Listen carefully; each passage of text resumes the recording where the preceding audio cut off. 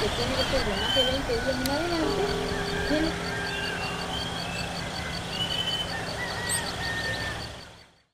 Buenas tardes, ¿qué tal? Yo soy Jorgelina Flores, soy bioquímica y trabajo en el grupo de producción animal de la EA Mercedes, Corrientes, y en esta parada vamos a ver un poco lo que es la calidad del silo de sorgo. Y primero vamos a empezar a definir qué es un silo, qué es un silaje de sorgo. El silo es una forma de conservación del forraje en forma húmeda, mediante procesos bioquímicos que en anaerobiosis trata de mantener lo más estable y parecido posible a la calidad que presenta el silo o la pastura, mejor dicho, tal cual, en pie. O sea, es decir, transferir con esa misma calidad para cuando nosotros necesitemos o en el momento que necesitemos o en la ración que querramos hacer. Cuando hablamos de calidad del silo tenemos que pensar que es algo dinámico. La muestra del laboratorio es un momento donde uno saca la muestra y la envía al laboratorio. Pero el ensilado es un proceso que comienza y hay que tener en cuenta desde antes, desde como hoy ya decía el ingeniero Riffel, planificar qué variedad se va a sembrar, qué híbrido, tener en cuenta cómo se hace el cultivo, control de malezas, tiempo en momento de siembra. Luego comienza el trabajo de confección, que comienza cuando se define el momento de corte.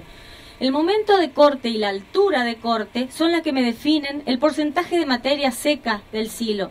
Y ese parámetro es lo más importante para mantener y estabilizar la calidad del silo. Nosotros hablamos de silo de sorgo con materia seca entre 30 y 35%. Eso es lo ideal. La otra cosa a tener en cuenta es el tamaño del picado. En eso interviene toda la parte de maquinaria, el afilado de cuchillas, que sea homogéneo. El tamaño de picado que esté entre 1 y 2, podemos decir en realidad, si nos ponemos finos, 1,2 centímetros y 1,8. Pero decimos, tiene que ser menor a 2. ¿Por qué menor a 2 centímetros? Porque con eso aseguramos una buena compactación. O sea, el forraje es cortado, viene y se embute y se va compactando. Si nosotros tenemos partículas más grandes, más chicas, la compactación va a ser defectuosa, va a quedar aire en el medio. Entonces, nosotros queremos que se haga una buena compactación, que se elimine todo el aire, y para eso es fundamental el tamaño de partícula. Y por otro lado, ese tamaño de partícula menor entre 2 y 1 nos asegura una fibra efectiva, eficiente en las raciones que después armamos para el corral. Después de la compactación viene la parte de sellado. Tiene que ser hermético, mantener ese hermetismo, es decir, que si uno ve que el silo se rompe, tratar de arreglarlo lo más prontamente posible. Y luego, eso cuando llegamos a la confección. Luego en el suministro, que tiene que ser de más de 20 días en adelante, viene toda la parte de evitar pérdidas, tanto en el suministro como cuando queda la cara expuesta, porque comienzan los deterioros aeróbicos. ¿Por qué es importante la buena compactación? Todo lo que les venía diciendo, el porcentaje de materia seca. Porque en el ensilaje hay varios procesos, donde se va, inevitablemente al principio, ocurren pérdidas de calidad. ¿Por qué? Cuando uno corta el material, hay enzimas propias del vegetal que empieza a consumir nutrientes. Eso es muy poquito, en unas horas. Luego comienzan a entrar microorganismos que empieza una fermentación acética. Hasta que baja el pH y empieza la fermentación láctica. Si uno termina el oxígeno ahí y empiezan a actuar las bacterias lácticas y produce el ácido láctico, que es lo que nosotros buscamos, esa fermentación para que conserve bien el forraje. Entonces, si nosotros hacemos una materia seca adecuada para evitar que existan pérdidas luego que laven la calidad, laven los nutrientes, se lleven los nutrientes, evitamos que exista oxígeno, que no dure esa parte fermentativa y oxidativa, entonces podemos conservar el forraje con excelente calidad. Eso es importante porque después tenemos que pensar que de ahí nosotros vamos a hacer nuestras raciones. Tenemos que tener un forraje que, conociendo la calidad en el laboratorio, podamos plantear una ración adecuada para el objetivo que nos pongamos. Y ahora pasamos a lo que es la calidad del silo en sí. Nosotros primero tenemos que, para mandar al laboratorio, comenzar con un buen muestreo. Si no se realiza un buen muestreo del silo, tampoco vamos a tener un buen resultado. Un muestreo tiene que ser representativo, o sea, mostrar en varios lugares y luego sellarlo perfectamente. Luego, esa muestra, esas varias muestras se colocan en una bolsa y sacar el aire lo más rápido posible, que queden otra vez en anaerobiosis y no comienzan los procesos que le explicaba recién, y enviarlo al laboratorio bien rotulado, con todo lo posible, nombre, cómo se hizo, si hay algún problema. Por otro lado, si no se va a mandar inmediatamente, hay que refrigerarlo, ponerlo en la heladera, y si van a pasar más días se puede congelar la muestra. Entonces uno lo manda con un refrigerante en una conservadora y al laboratorio de referencia que tenga más cerca. Luego, no quería tomar, después tenemos lo que es la parte visual, que también nos ayudaría a entender un poco, aparte del laboratorio, cómo está nuestro silo. Por ejemplo, si después se acercan, antes de irse a la otra parada, cómo está ese silo, van a ver lo que le decía del tamaño de partícula. El olor también nos puede indicar cómo es la característica, qué tipo de fermentación tuvo el silo. Ustedes saben que si toman el material del silo y lo comprimen y chorrea agua, nos indica que ese material va a tener muy baja materia seca. Eso podría generar una mala fermentación, aparte de que fluyen los nutrientes. Esa mala fermentación puede generar clostridios que hacen que el silo haga una fermentación que se llama butírica y tiene un olor podrido.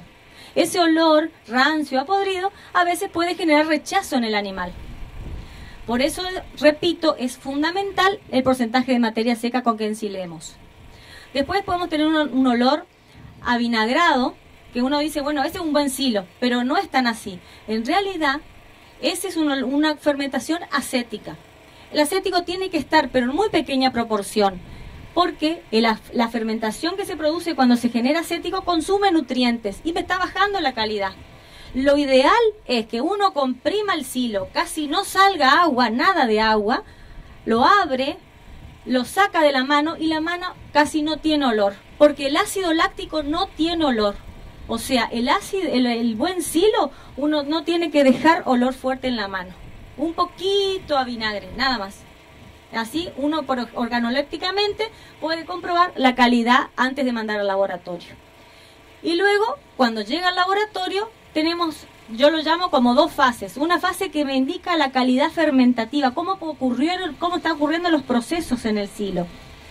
Tenemos lo que es el pH, que me indica la acidez, que yo le decía que es importante que ese pH baje rápido, se estabilice, se enfríe el silo, y ahí entonces nosotros podemos usarlo.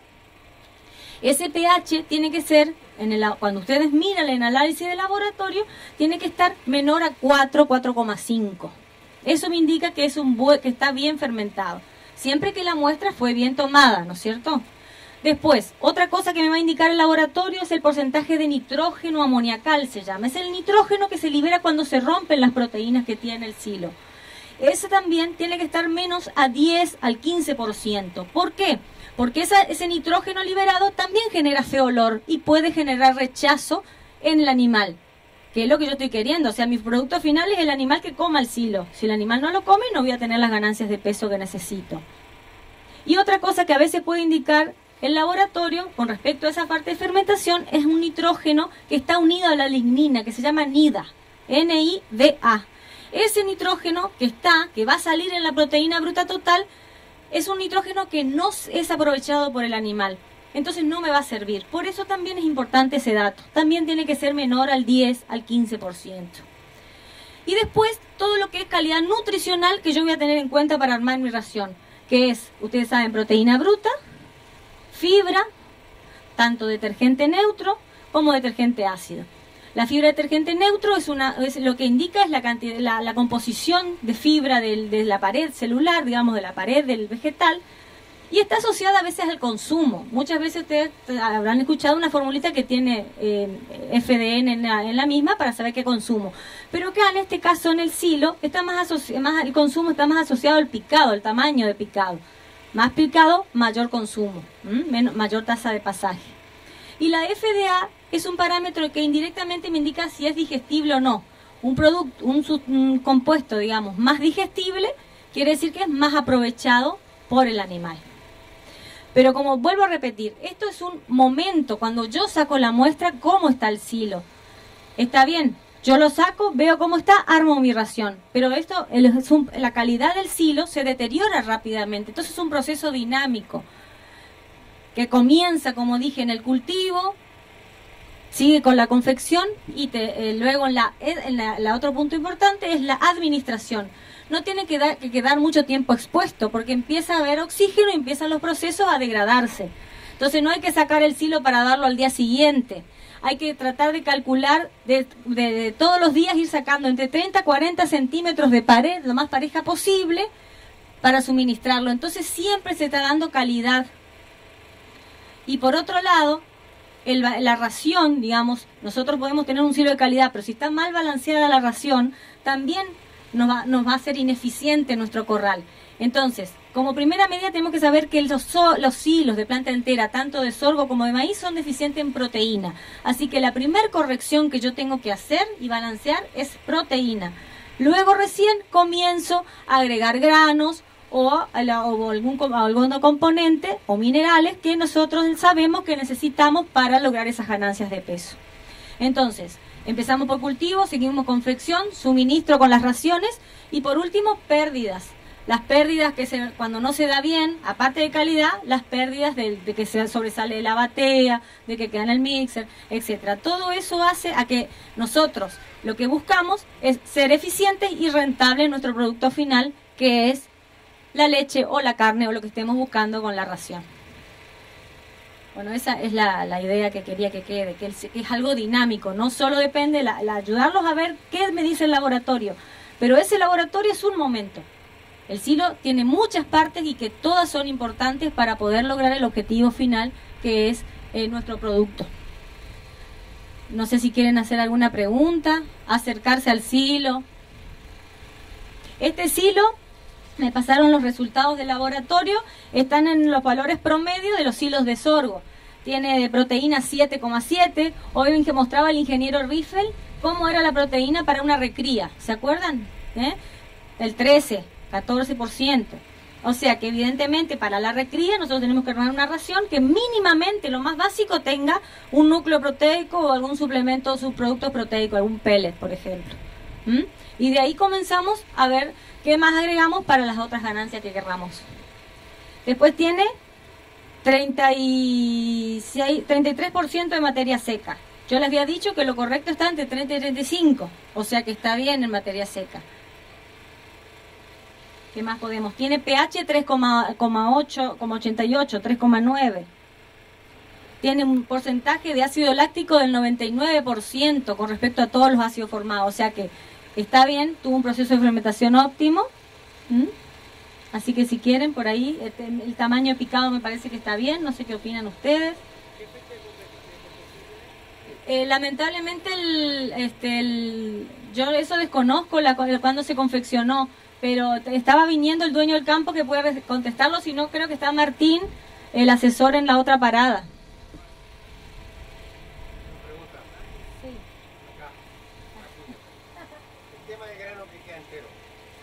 Porque a veces uno lo puede hacer cuando está a punto, pero no siempre la máquina está disponible. Sí.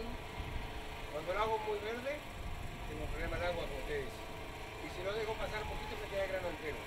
Ese grano entero, ¿me sirve para algo? Lo ideal con el silo de sorgo es craquearlo, partirlo. Ahora ya ofrecen, ¿sí? Algo se parte. Y empezar con un grano más lechoso.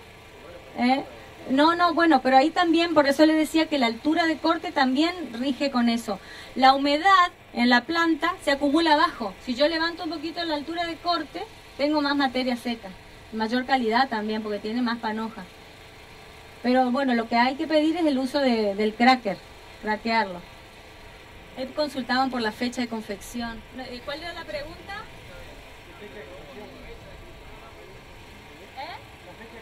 La fecha de confección, ¿quieres saber?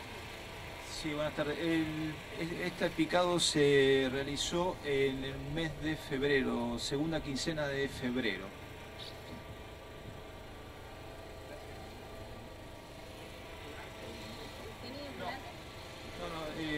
Normalmente los hacemos sin inoculante, por una cuestión que no los necesitamos de libre disponibilidad, entonces tiene proceso fermentativo acorde. Nosotros lo hacemos en febrero y lo empezamos a usar en la primera quincena de mayo. El 422 de Advanta.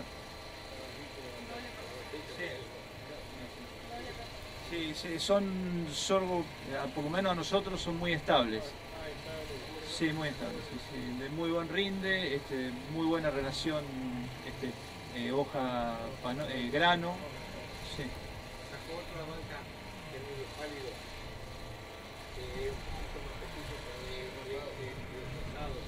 En realidad el 422 se sacó primero como granífero.